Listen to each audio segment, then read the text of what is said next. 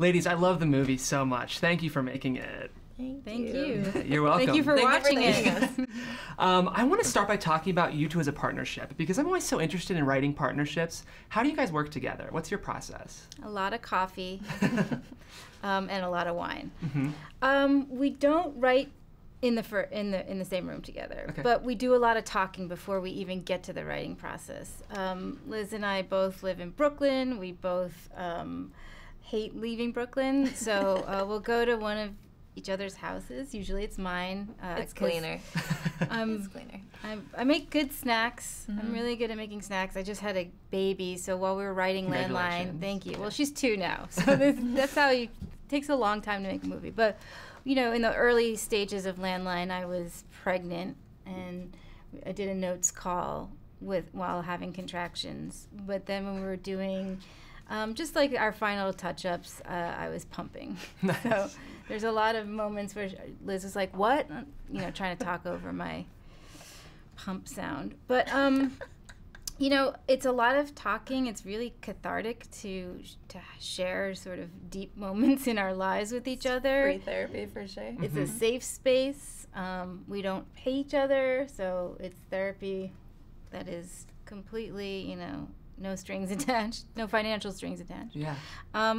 And then we sort of form an outline, and we then go into into our own caves. I like to write in bed, and Liz doesn't want to get into bed with me. Not till the next movie. Not to write anyway. No. And we bring them together and read it out loud. You know, every scene in this movie has been touched by one of us over and over again, and we've acted each part not well, but we've done it before we even hand it to actors or agents or anyone, really. It goes through a thorough process of editing and writing between the two of us before it ever sees the light of day. Cool. Both Obvious Child and to a much greater extent this movie deal with infidelity, and I'm wondering why that's kind of a rich narrative, like fertile ground. Like, what's interesting about that to you?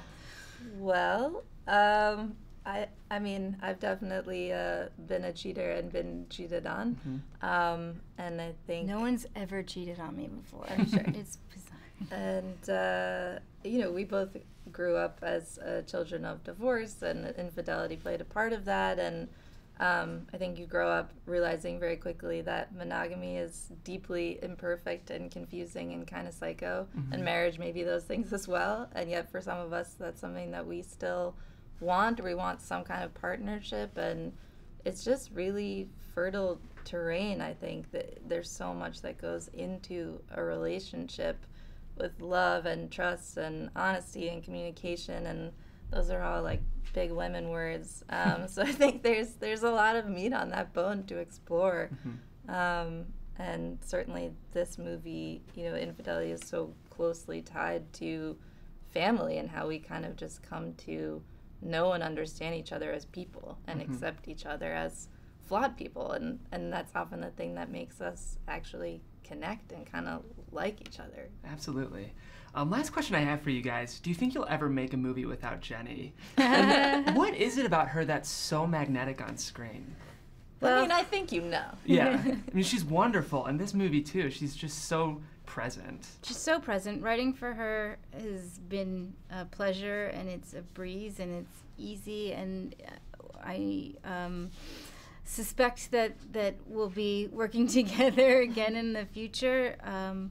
Hopefully we're in this business for a long time, and we get to stretch our wings and work alone and come back together with new ideas and new sort of discoveries of how we are as filmmakers and storytellers, and keep growing and pushing each other. But she's brilliant. She's so a real diva, but you know, you can't look at her directly in the eyes. But other than that, she's quite, you know, easy to work with. Well, congrats on the film, ladies. I love it, and I can't wait to see what you do next. Thanks.